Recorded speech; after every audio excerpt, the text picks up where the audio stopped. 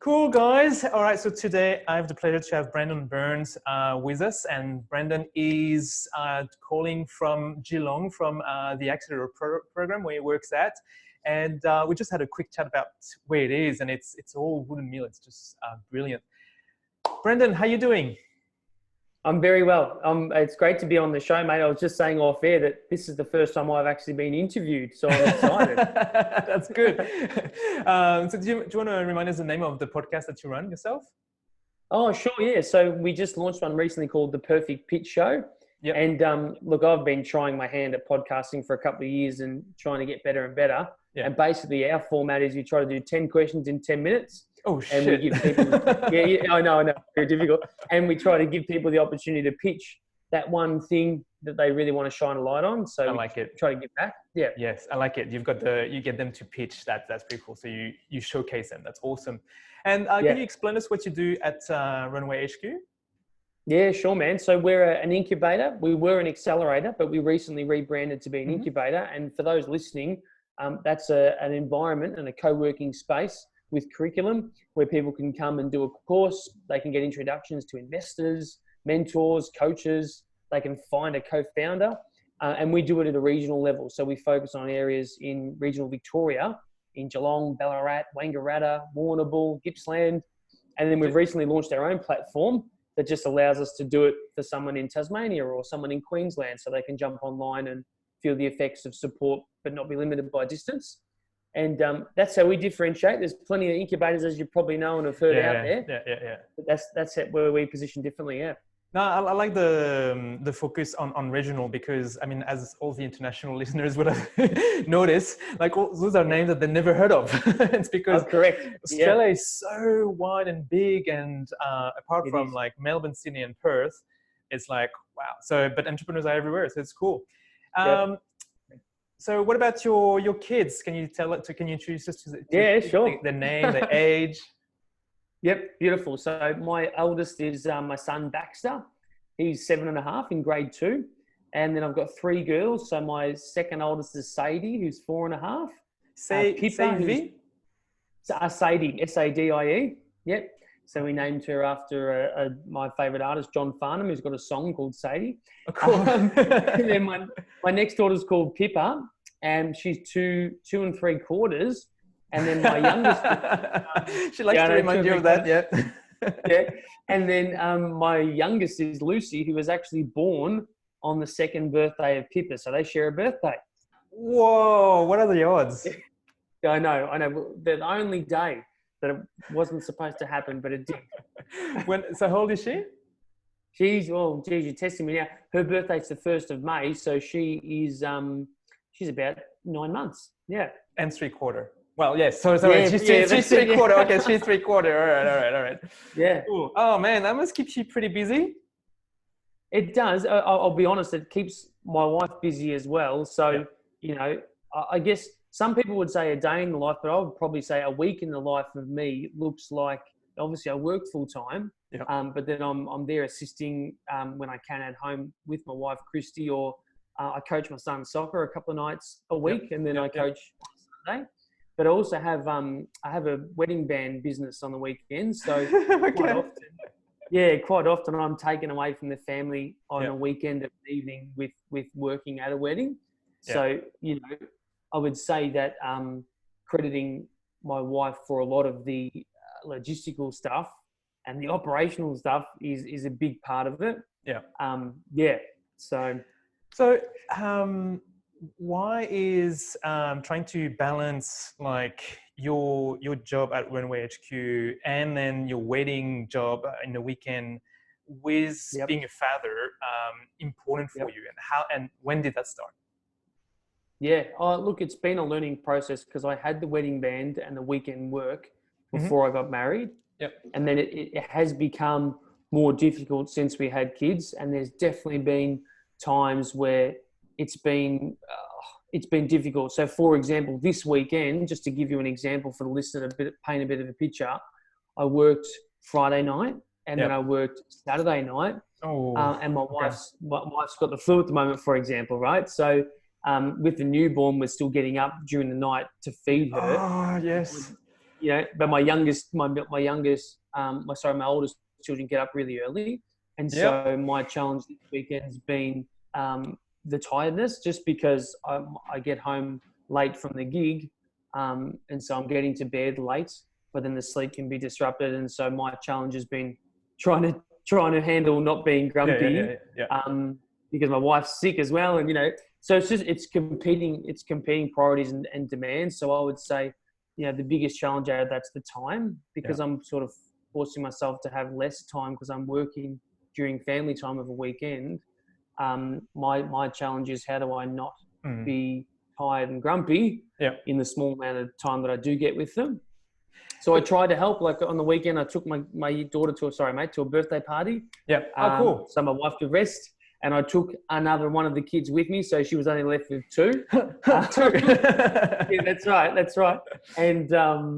And then small things like I went and got the groceries, for example, to alleviate her doing it whilst having the kids.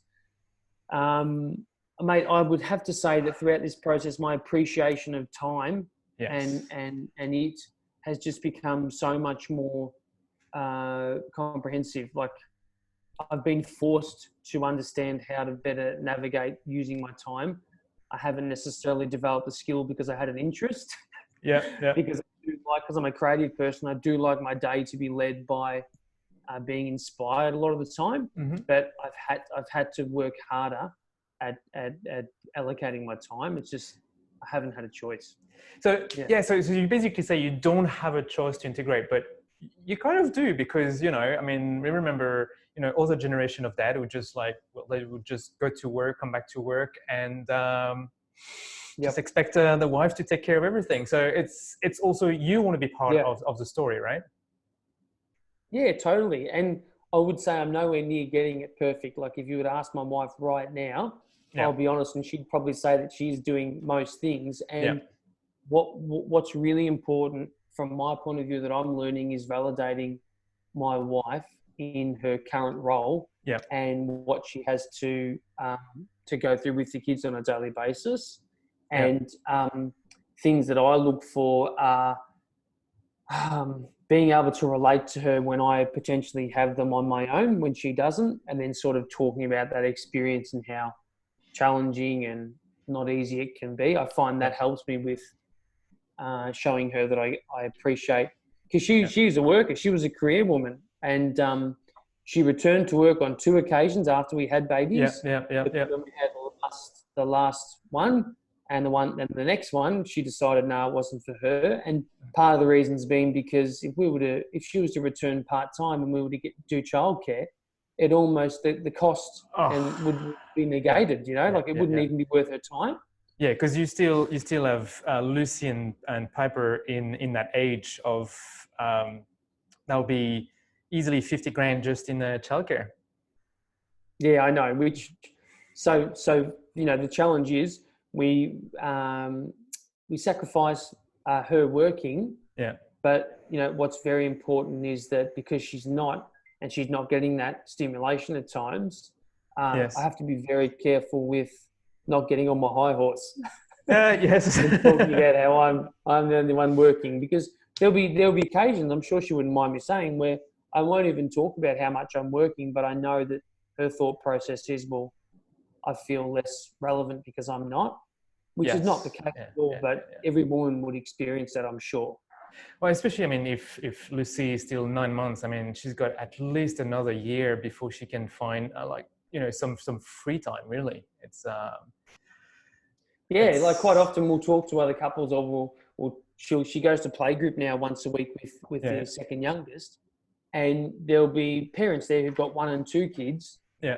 And they'll talk about things they get up to and things they do. And Christy and I will look at each other when we hear about that and just go, well, I wish. But it's, as many people listening could relate, so Netflix is a real treat. Oh, the babysitter, sorry, Netflix, Even for us of an evening, I'm up to date, mate, on my latest series of Narcos. And, anything you want to know, I can tell you about the storyline, the characters. I'm up to speed. That's the extent of our social life. Yeah, exactly.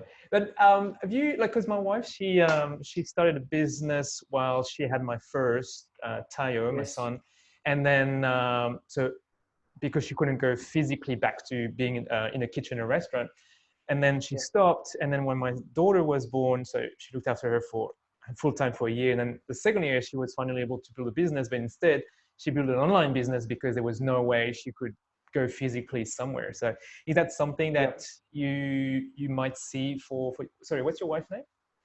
Christy. So is that something you can see with Christy? Because you do have some Well, skills. this is the thing, right? I have two businesses aside from my job, but she's not interested in running them because she just wouldn't have time. But secondly, and I have seen this work, but she's not of an entrepreneurial persuasion at the moment. Yeah. And her job that she had was predominantly managing teams of people.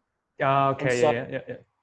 she wouldn't want to blur the lines with running my business and crossing over, but secondly, she'd prefer to be managing people in a team rather than doing her own business. And I think that speaks to how there are some women and partners men who do like to run their own thing from home.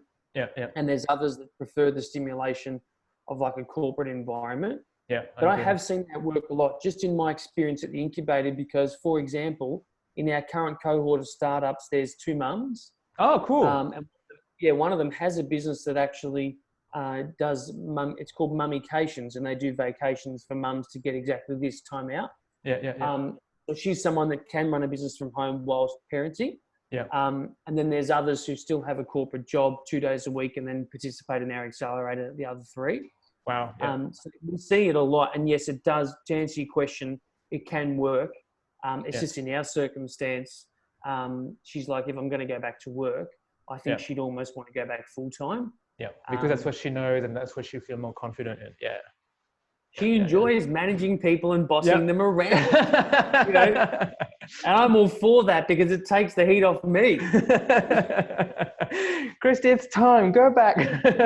Absolutely. It's going to be a few years though. Oh, man. So what would be now you say you're still working on that balance. What would be the ideal balance between like your job, company, and being a dad? Like, what would that look like? Because you're already doing, as you said, you're already doing coaching during the week and weekends. But what else could you be doing? In my circumstance, I think it's more around like it wouldn't really work if I was to work from home in my role because my family's at home.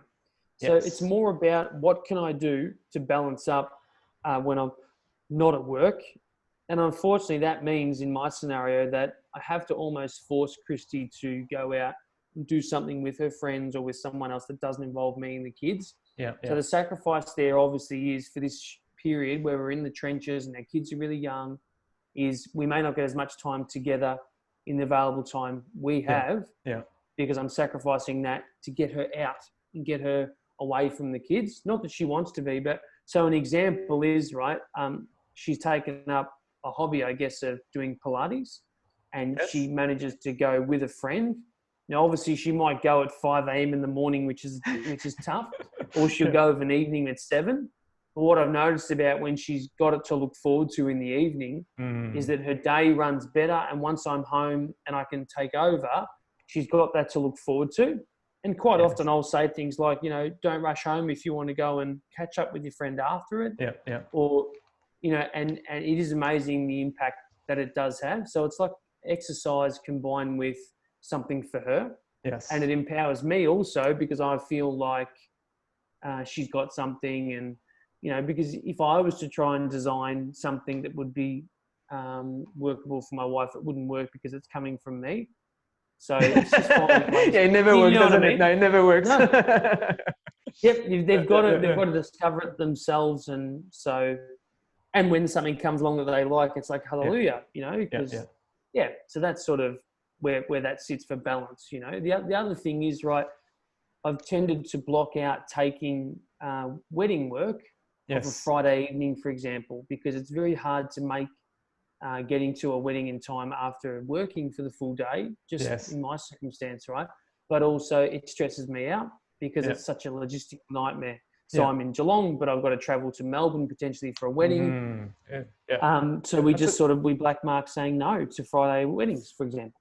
Yes. Okay. So that's why now you're time blocking for Saturday. Cool. Do you see a time where you'll bring Baxter, for instance, to help you out?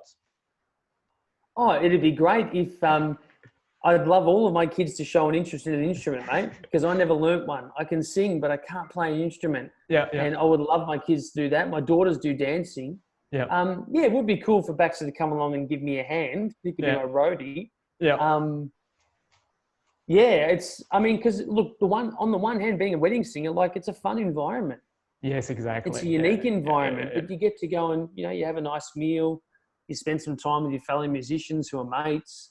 It can be cool, but it would be good if my kids could get involved. I'd love them to get into music. My son in particular, because I know that it can help with learning and activating the other side of the brain. So totally, yeah. Oh, 100%. So on my side, the roles are inverse because Tayo, my oldest, is just turned 10. He's a busker, so he plays music on the street a lot. Wow. And I'm the roadie. You're the roadie, mate. I'm assuming at 10 he'd probably have some pretty cool groupies, yeah? Well, he's starting to sign a few autographs now, like to girls from school, so that's pretty cool. But he likes... Got a big online following? No, not yet. He's got 36 subscribers to his YouTube channel. Wow, that's awesome. I've got about 10. Well, good. So no, he's happy. But yeah, what you said about, for me, what I saw develop in him was his self-confidence, because he started like 4 years ago when we were on the Sunshine Coast, and he was playing bongo, and he was like always looking down, in the street. He was just like focused on his art and like not smiling, like super strict. And now 4 years later, he plays the piano and sing at the same time, and he just like look at everyone, and he's so confident. So that really built everything. That was unbelievable. And the aspect also of learning what is it like to run your own business. So if Baxter come with you, then you realize like he gets paid by the performance, and he can help, like, I don't know, taking pictures or playing music, whatever. It's such a I find it like it's kind of a bonding experience between dad and son as well. Like it's pretty cool. Yeah, I agree with that. My dad was a milkman of all things, and I can remember working with him and learning the concept of working, racking up the hours, getting paid, and even some of that involved that element where you've got to be entrepreneurial and you've got to be out there. I 100% agree with teaching the child how to sell. Like I've said about all my kids. Sell. Oh my God, yes. Yeah. I've said to all my kids that I'm not hugely fussed about them going to university and becoming or getting a degree in something. I'd be happy if the first 12 months out of school they spent doing 3 or 4 jobs and traveling. But one of them has to be a sales job, and one of them has to be a customer service role. I was going to say that. Yes. Yeah. Sell yourself, baby. Yeah. But you know what I mean? Like, you've got to have face-to-face interaction because it's limited now with screens and all that stuff. Yeah. My first job was working at the cinemas, and I had to upsell people into buying a popcorn and ice cream combo.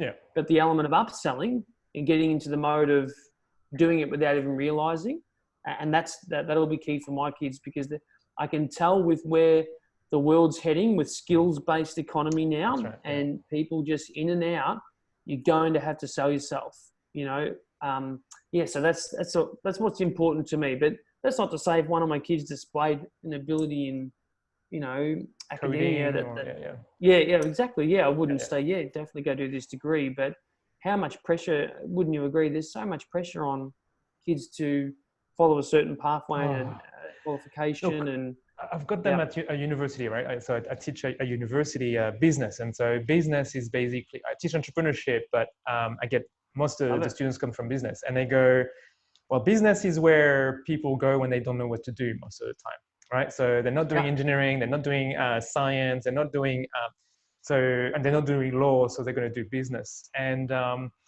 they graduate after three years, and the ones that are really into it are the ones who actually have a job on the side in customer service or sales, because like it makes a lot of sense to them. But all the ones who worked before coming in, like took a year, like a gap year, which is quite the thing to do in Australia. But the ones who don't work, they do the degree and then they have no clue. They don't even know what they want to do because they came here because their dad or their mom wanted them to do that, or because their friends came here, and it's. But what you said about selling and knowing customer service, yeah, for me they're really like future of work type of skills, because our kids are not going to work full time for a job. Like they're going to be like working part time here, working part time there, running their own business. Like they're going to need those skills, and selling. Yep. Wow. Yeah, you're going to So need to sell. I mean, I was lucky in a way that my dad transitioned from corporate life to a business, and I got exposed to that. And then I had a crack at running my own. And I did a business degree, but that to me was like, it wasn't activated. Like I was doing a marketing degree at Swinburne, but I didn't feel activated in any way. Like I really think that course should have almost forced the student to start a business of any description, right? Yeah. And then by the end of the degree, have at least nailed the ability to design a call to action and a conversion, and have a paying client. I don't know, just in some description, you know, and the whole element of things like learning how to, like I've learned on the fly now how to become really good at sales copywriting, even in my communication. So for example, reaching out to you to be on this show and vice versa, there's an element of being able to sell in the way we communicate and copyright that I've had to develop, but has served me so well. Correct. And now, for example, in my position where I have a team of 4 interns and they're all students. And the number one thing I'm teaching them is how to create content and how to copyright. Yes. So how to not only execute quickly, so we've got content at our disposal, but then how to copyright in a manner that's actually going to get someone to do something. Engaging. And that speaks to the whole ability of just being able to sell yourself. Yes. So it's just a 2-part process. I teach people how to put themselves in the shoes of the customer, and then give them what they want and sell to them and stimulate them. Yeah, cool. And that's cool because you can easily take that and teach that to your kids when they get older, because that's the skill that you need out there now. Yeah. Yep. Absolutely, mate. But did you learn how to do a marketing plan when you did your degree? You know, a marketing plan for a big company with a big budget that you will never use. Yeah, if I did, I wouldn't remember it. Exactly. But the thing is, right, I did my degree, I graduated in 2005. Now, this was pre-Facebook, pre-finding an online course, pre-finding Gary Vee and pre-having the confidence to create. So even now, I would say, Julian, with my role, LinkedIn, for example, as a tool has become huge, but I use it to generate leads. But number one, I use it to promote myself. That's right. But it took me a long time to feel comfortable in the role and with my employer to be able to go and start creating and blowing my own trumpet. But one thing I did learn, just as an aside for your listener, is depending on what discipline they're in and what they do for a job, even if it's a role within a business where you're not the owner, the fear of promoting yourself because it might not align with your employer, it doesn't exist. I had that, and I thought I worried, so I would hold myself back. But I couldn't support highly enough getting into the habit of posting content and of yourself as well, and building your profile within whatever role it is that you're currently doing now. Because I reckon in the next 12 to 24 months, it'll almost be a necessity rather than a luxury. And if you haven't done it, you'll be bypassed. There's people that are still finding LinkedIn now for the first time and thinking, oh, that's just where you go to update your job history. To put your resume on. And as much as it's a time thing, right? So LinkedIn I've found to be amazing, and online in general, just social media for your role, but it can be time consuming. But look, there is a purpose for it. But there's a way. I mean, it becomes a habit. I guess at the moment, like I'm coaching a lot of dads who are starting the business, and I've got a menu of what you want to be coached on. And last week, got 3 new coaches. 2 out of 3, the top 2 things they wanted to know is how to build their personal brand online, either with Instagram or LinkedIn. Like, it's understanding that you need to put yourself out there. So those are already entrepreneurs, but even for working dads, like being able to share what you do and to show another part of yourself, like just not the, Bob the accountant, but like, Bob the accountant with kids, with actually, coaching soccer and also teaching them how to do account. I don't know, like, but telling the story, like, it's so powerful. Yeah. Oh yeah. I mean, just one quick thing I would say there is, just for those that would be interested to this part of the episode, I'd say check out Gary V, but also check out a book called 1,000 True Fans by Kevin Kelly. A thousand true fans. Yeah, 1,000 True Fans by Kevin Kelly. And the beauty of that book and that concept is that it can apply for someone in a job. It can apply for someone running their own business. It can apply to a musician.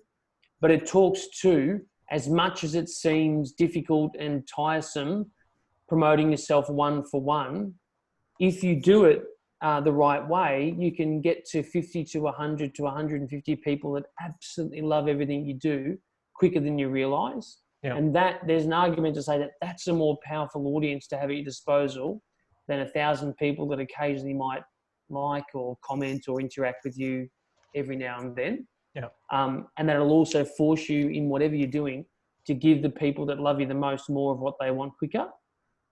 Yes, exactly. Because you build a relationship with them. Yeah, correct. And on Gary V, I would just say his motto obviously stands out to be he creates rather than executes. So he has a team at his disposal that executes. Sorry, mate. Go ahead. Just sorry. Yeah, cool. Better? Yeah, better. I was just going to say, yeah, on Gary V, he creates rather than executes. So the difference there for me is he creates a lot of content, and then he has a team that'll curate it to pull out the nuggets and the things that work. Yeah. But he doesn't shy from capturing everything that he does. Yeah, from sharing. Yeah. Yeah, and look, that's a long way to get to, but yeah. No, but I think it's getting into that mindset of sharing more about you, because this way you build your personal brand, and you're no longer building just the brand of the business that you're in. And so all that effort of building your brand carries on for the rest of your life, in terms of getting other jobs or setting your own business.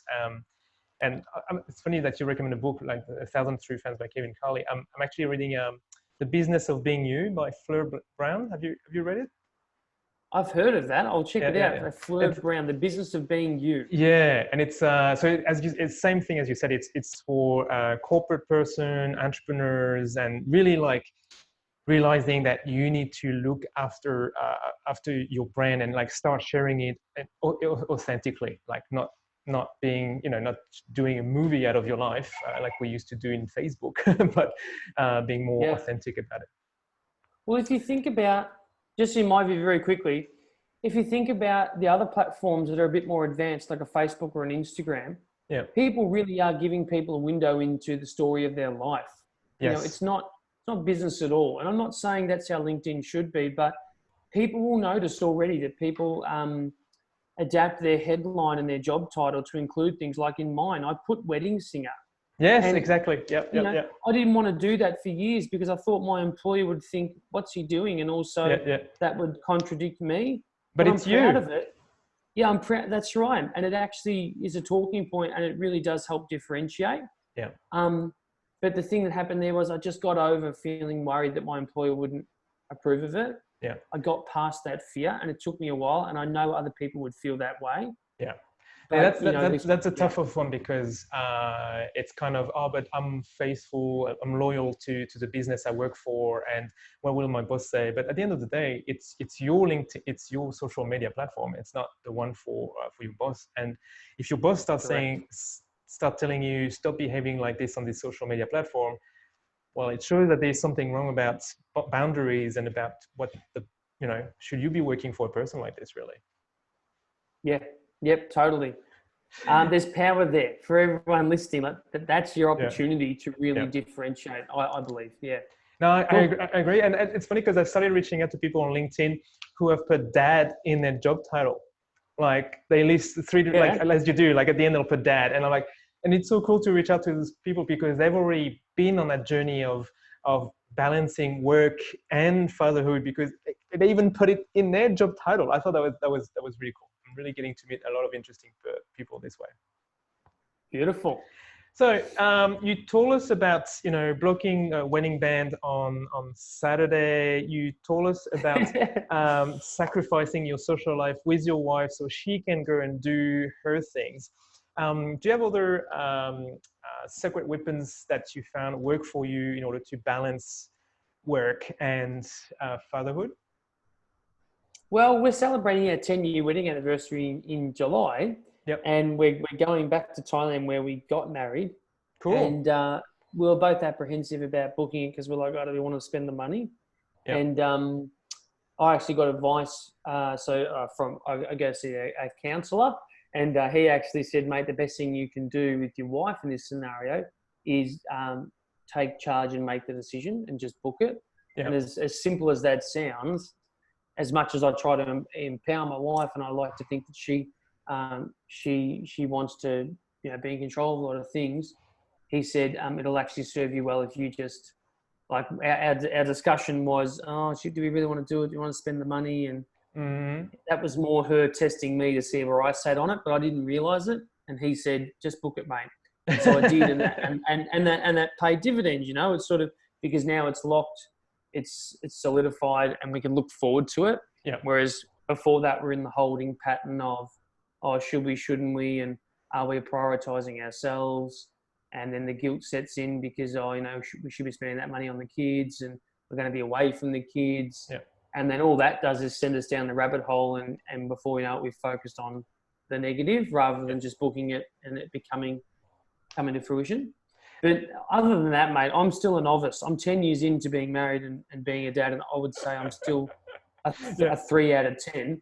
But who isn't? Like, exactly. Come on. Exactly. This is difficult stuff. I need you to feel sorry for me. What's another thing? Like, obviously having family close helps. So for example, right, how can, supporting her mum and dad in other ways from a relationship level, in turn helps us. So her parents are naturally close to our children. Yep. But if I was to concentrate more on building a bond with them and supporting them at a friendship level, that can only strengthen their bond with our children and wanting to reciprocate and help us. So exactly, like that, I keep the relationship healthy with her parents. So how do you do that? Because that's a tough one. Oh, it is because they're her parents and not mine. Yeah. But I've struck up a friendship with her dad. So, for example, I'll just call him every day on the way to school. He likes to talk to my son before he goes to school. Oh, that's awesome. Yeah. Yeah, but then it gives us an opportunity to have a quick chat as well. And most days he won't say much, but then on the day that he does want to open up and share something, because we're in the habit and the mode, it's not forced and it's not difficult. Yeah. And, that's that. I mean, what I'm describing there is something very similar to people who go through the steps of, like, just for example, like, who've got an addiction, right? The first 30 days and the steps that you learn there, for example, are you have to call a sponsor every day. Yeah. And the idea is, in my view, is what I've learned is that you're calling the sponsor every day, and every day you're not going to be having a bad day, but you're just getting in the habit of feeling comfortable with calling your sponsor every day, so that when you do have a bad day, you don't feel like, I don't want to burden them. You're already in the habit of making a daily call and picking up the phone's a lot easier. Yeah. And so as much as there's not much of a link, what I would say is getting in, my hack would be getting in the mode of communicating regularly, so that when it is required, it's easier to do. Because you would know, mate, some people are way more easier at communicating and talking than others, especially when it comes to guys and dads. Yep. Yeah, I'm pretty impressed you do that with your father-in-law, because because that would be quite hard.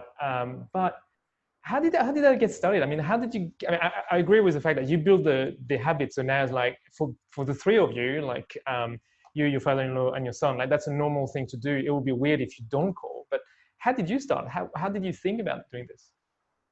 Well, I asked my son if he'd like to call grandpa on the way to school. Yeah. And he always does. And then they share a passion for fishing, for example. So that's their thing. Yes. And so quite often the conversation will be there, is it a good day for fishing, grandpa? And if it's a good day, he'll say yes. If it's not, he'll say no. But then they'll talk about that a bit. And then that's how we started it, I guess, just going to school. And then we tried to do the same thing with his grandma, with the girls. Yeah. But I guess, I don't know how it started. They like using FaceTime as well. Yes. Yeah. I love it because this can be done even if you're not close physically from their grandparents. So you could do that whenever. Yeah, really. Totally. Yeah, absolutely. I mean, we're lucky to have parents close by, but I'd imagine that's a huge thing for the children. Yeah, absolutely. Yeah, because we call my mum on Saturday night and Sunday night. Because they live on the other side of the planet, so like time difference and all that. So now they're used to it, right? They used to every weekend. They live in France. So basically, we call at 7 p.m., which is when we finish dinner. And so my daughter is always eating her yogurt when she's talking to my mum, who's just waking up. France has to be the worst time zone for Australia, doesn't it? It's pretty bad. Yeah, it's pretty bad. So my mum is half awake. Yeah, amazing how technology has played a part in that. Oh yeah, man. WhatsApp is just beautiful. Like WhatsApp video call is just like, wow, just so easy. But I really like the idea, like to do it with like in the car on the way home, because dropping off kids is really a time when you get to be close to your kids and spend quality time with them. But like you're opening this to your in-laws, and like, oh, man, you're scoring so many points for you with the in-laws. But like you're also showing your kid that it's a normal thing to stay connected to their grandparents on a daily basis. It's freaking amazing. Yep. Yeah. Because as we all know, a week goes incredibly quickly, and a weekend goes incredibly quickly, and then a couple in a row, and before you know it, you just haven't got around to seeing them, and they live close by. Listen to us, mate. We are just seasoned professional fans. Just delivering gems of wisdom. Everyone listening, take note. No, but it's more like you didn't come up with this. It just evolved in your habits, and now you take this for granted. Where I remember before when I was doing drop off, I was just like, hurry up, we're late. We really need to go, and we're going to be late. And I was thinking of my next meeting, and I'm like, fuck it, I just postpone any meeting that I have when I do drop off and pick up on Wednesdays and Fridays. And so we take our time, we walk very normally, like we don't run even if we're late, and we have time to chat. And it changed the dynamic of drop off like drastically, and I learned so much. And I mean, I'm sure you're learning a lot about fishing as well, which must be amazing. Yeah, that's it, mate. I'm not a natural fisher, but I've learned through. Baxter would know more about fishing than me. But it's been good to see that he's discovered an interest that they can share. Yeah. If his grandfather had his way, he'd want him to be a surfer, a professional surfer. And so he's been given the board and everything, but he's involved with water, but just from a fishing perspective. Well, you never know. It might be Lucy Piper who will catch the surfing bug. Mate, can I make one other comment? Is that all right? Yeah, go for it. So I would have to say, mate, if I was to be perfectly honest about what I've done to really make an impact as a husband and a dad recently, it would be detaching from my mobile device. Ooh, so, yes. given that, I work in a entrepreneurial space and communications key, I would be honest and say I developed an unhealthy addiction to my smartphone. Yeah, we all do. And one key thing that I've introduced is when I get home of an evening, I'll actually turn the phone off completely. Yeah. And this was something I thought, how can you do that? Surely you'll need to use it to check your calendar for the following day or for people to get in touch with you. But it's amazing how if someone really wants to find you, they'll just go through your wife. And by being able to do that, I've empowered her. Yes. Oh, so wow. She sort of doesn't even have to worry that the phone's going to go off because I've left it on loud. And we all know how it disrupts your thought process the moment you get an alert. And I just switched on in the morning if I want to check my calendar for the day. I've still got plenty of time. Yeah. And it helps with the kids as well. So like that's one huge thing I did.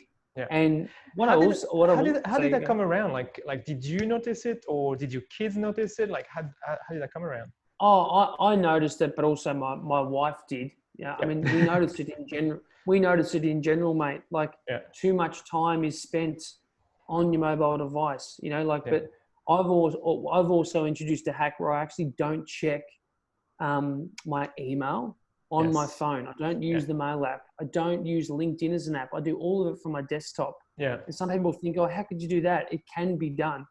I don't check any other apps. The only one I use is the podcasting app, because I like to listen to a podcast whilst I'm driving, rather than be distracted by potentially grabbing my phone, checking my email, and being distracted from driving. Yeah. So it's a good hack for safety, but also it's amazing. Yeah, and I don't have pressing emails I need to check that I thought I did, you know. Yeah, when you change that mindset, it's pretty impressive. And we had I had another dad, like quite early in the shows, who basically he develops mobile phone application, and he turned his own mobile into a dumb phone. So he's the only mobile software designer who has a dumb phone just for that purpose, like for not to be more present in the moment and not being disturbed by his phone. And it's hugely addictive. It's an addiction in and of itself, and but if you can't recognize that there was a point in time, or even if there is one now, that you were addicted to a piece of technology or a phone, if you can't recognize that you are powerless to it, you know, especially in the beginning when you try to wean yourself off it, you won't be able to do it. You know, you have to say to yourself, I recognize that this is a problem. Yeah. And I did that. But mate, the good thing about it also is then you're not whipping it out of your pocket at the birthday party that I was at in the weekend. Exactly. Yes. You know, so, and you need to be able to, in my view, you need to be able to display discipline in your behavior in front of your family, at least for me anyway, right? So I need to show them that I can function without the phone all the time. And you're leading your kids by behavior, really. Yeah. So the next challenge is, how do I get my son to stop always putting YouTube on the television and watching videos of other children falling over and laughing? Yeah. Oh well, but I can relate to what you said about the screen, because I think it was 6 months ago I was going through that transition and like really wanted to work to become a better dad. And I actually had a conversation with my son. I said, so Tayo, just trying to be a better dad here. There are things like, what is a good thing about me and what is the thing that I should be changing? And the first thing that he said was, well, you're always on your screen. I'm like, what do you mean? He's like, well, you're always looking at me, but you also have an eye on your screen. I'm like, and in my mind, I thought, he will never notice that, I'm answering to him, but I'm also checking my emails. When I heard that, it just stopped me. Like, just freaking drop my phone, because I keep hearing that voice inside me say, Dad, you're always on your screen. I'm like, oh. So that's what triggered me. Yeah. Yep. I mean, what do I say? I mean, like it's difficult.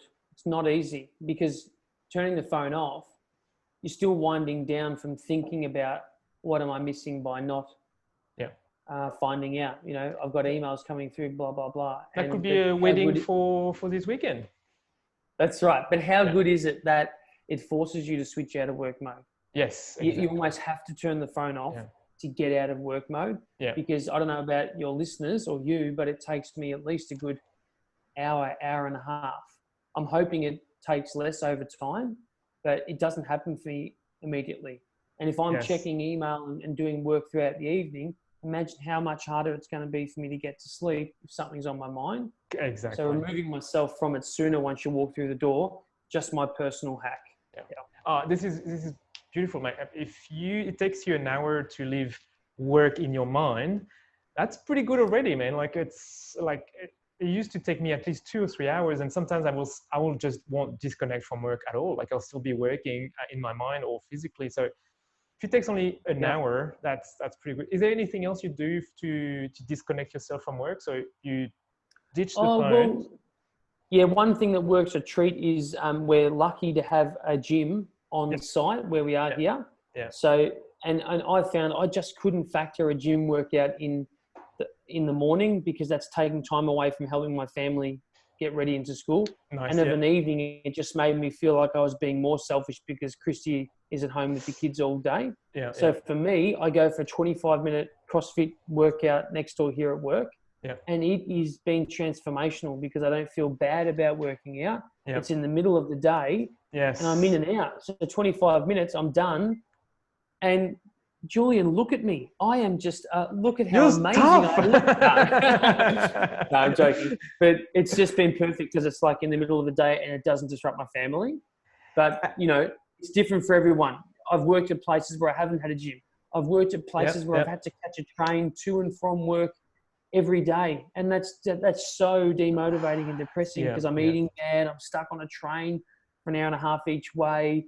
It's dark by the time I get home. So I'm in a good place. I've found, you know, somewhere I can work that's close to home. It's got a gym. It's a process. Yeah. I like it because you're touching on something that is part of working on your balance, because you're not just looking for a job. Like you look for a job that it's not too hard to get to. There's a gym there. I mean, you make it work with your life, and that's another way to define which job you're going to be looking for. It's to make sure that it integrates with, at least at some level, with your personal life. Yeah. I mean, I found it and I sorted it out. I could have found it earlier, but I finally bit the bullet, and sure enough, it works a treat because it's in the middle of the day. The other thing is, mate, if you want to go really deep on a hack, I'll just share really quickly. Go for it. My view, I actually adopted the keto diet about 18 months ago. Okay. So I cut out carbs predominantly, but mainly bread, sugar, rice, and pasta. Yeah. And for those listening, that will sound like a challenge. But just my personal point of view, it's worked a treat. Yeah. I even did intermittent fasting for the first 12 months. So I wouldn't eat until midday, and then I'd stop eating after 8 p.m. Yeah. And I noticed that helped me as well, just from a physical hack perspective. Oh, I did the same. I did carb in the morning, and I realized I had more energy during the day. I mean, it sounded counterintuitive, but because I was always sleeping around 10 a.m., I was like, I need chocolate, you know, and to wake me up. And by removing it from this, because we had to go gluten-free because the kids were allergic to gluten. And it's like, wow, it's amazing what changing your diet can do to you, really. Yeah, it does sound counterintuitive, but I think what happens is by shortening the window of eating, I think it actually accelerates a spike in human growth hormone in the body, in men anyway. And you would think that doesn't make sense because you've got to eat for energy. Yes, grow. But actually, Chris Hemsworth, I think, talks about this. But the human growth hormones actually spiked whilst the body's not processing food. And as a result, if you were to then work out, you're obviously at the disposition of being able to grow more. Yeah. It just means obviously when you do it, you got to go hard on protein. So what does it mean for the meal at home, like breakfast and dinner? Like, do you have a separate meal from the kids, or how does it work? Is that more work for Christy? Yeah, so you can't have bacon and eggs every day because it gets boring. I know that sounds hard to believe, but no, things like granola are excellent, but I just have it with coconut milk instead of dairy milk. Mm-hmm. And then I just prepare a salad the night before, which is often chicken and salad, basic. Yep. But then I graze a lot over the day. So there's an apple, there's a banana, there's cucumber, there's celery, and there's a muesli bar. Yep. And a yogurt. But yeah, I would say that at home, it just means that Christy will cook like chicken and vegetables predominantly each night. Yep. The kids still have bread of a morning, but I'm not a big fan of gluten. So, but that's just me. I'm not perfect. Like, we're trying to find a way to be convenient, but also avoid things like that. It's hard, mate. You know, I'm still walking around like a zombie when I'm making my kids breakfast. I don't know about you. I'm just like, get it done. You know? Yeah. No, it's. I'm lucky in a sense. My wife used to be a chef, so I've been kicked out of the kitchen a very long time ago. Because if I cook something, is she French as well? No, she's Japanese, but she her specialty was French fusion with Japanese food. So in the morning we eat rice, avocado, and frikake. Frikake is kind of it is seaweed that you put on your rice. and egg. Yes. So that's what we eat in the morning. Yeah, mate. You So are out of it's control. This is healthy. amazing. It's healthy. Yeah. All I would say is, and you would attest to this, for those listening that maybe haven't made that jump to do that, the routine of it is easier than you think once you're in it. But getting into it can seem overwhelming. Like, for example, I'll make Christy and I a celery and cucumber juice in the morning. And, mate, that's pretty annoying. Like, I've got to rinse the juicer every day. But I'll just get it out ready the night before. And it's amazing how you get into the habit of doing it pretty quickly. Yeah, once it's in your habit, and I agree because my wife, she does a lot of smoothies as well, with a lot of celery and kale and everything green. And I'm the dishwasher basically because you can't fit that that thing in the dishwasher. And now I'm just used to it. I just do the dishes. I'm listening to a podcast or I'm chatting with the kids. The habit of, because you know all the benefits from it, right? You said, I mean, how good does it feel when you give Christy her juice of celery and cucumber? Like how, like you're doing something for her. That and a soy latte, mate, and I'm done. Listen to us, mate. We're all best dads making listeners out there feel bad.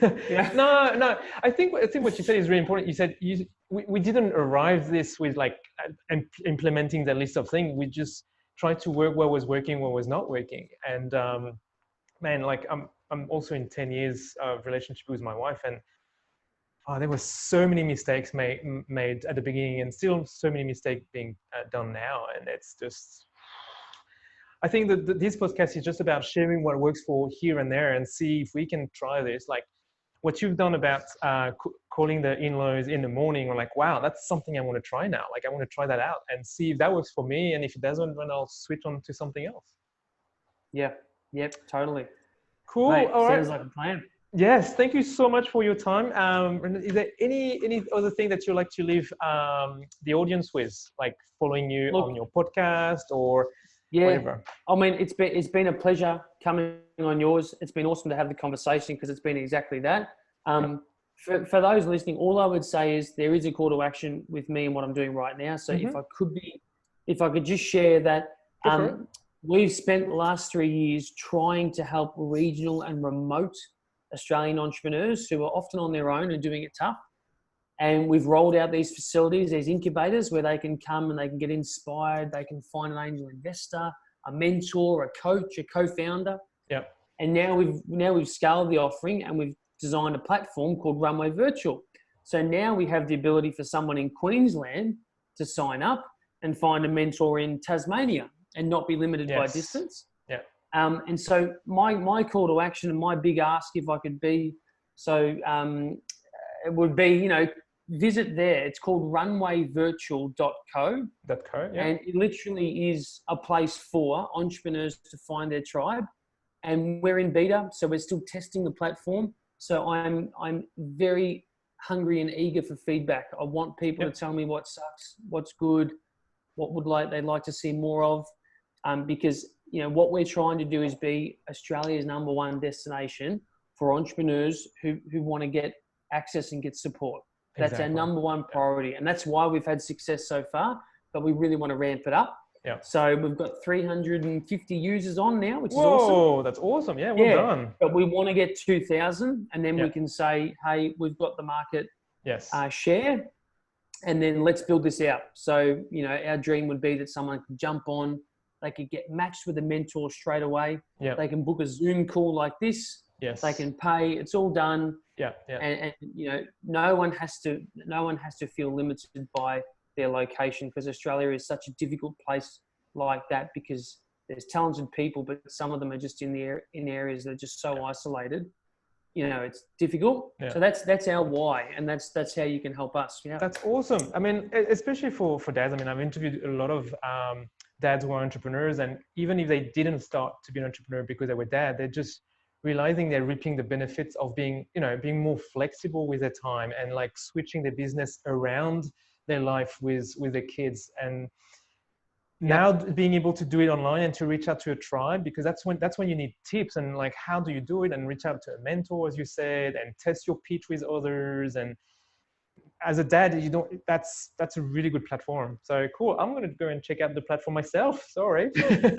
Yeah, legend. Well, we'd love to have you on board, and I can't wait to have you on our show, The Perfect Pitch Show, Julian. Cool. You'd be a great Yes. guest. Awesome. Yeah, let's do that. Cool. All right. Thank you so much, Brendan. Thank you, Julian. Speak soon.